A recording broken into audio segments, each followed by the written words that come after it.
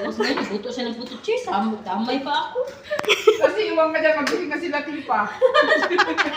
Oo nga, kaya sabi ko nga, huwag pa rin lang magbantay. 10 minutes, mag-steam ng puto. Tapos 2 minutes, maglagay ng cheese. Ako pa rin. Yaw-yaw. Yaw-yaw si Manang. Ilang itlog? Tatlo? Dalawa lang sana kung large. Pero hindi yan large, medium yung itlog natin. Ah. Itlog natin, itlog ba tayo? Siya lang ginagano eh. Bright na bata. Pinusuka. Tablespoon. Gawa sila ng puto cheese again. Butang soy-soy. Tignan mo. Butang sway-sway. Ako na naman. May nalalaman pang sway-sway.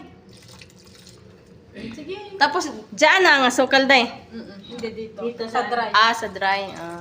Sa wet. Lahat ng dry, pagsama-sama lahat ng wet, pagsama-sama halos. Sabi mo, sway-sway.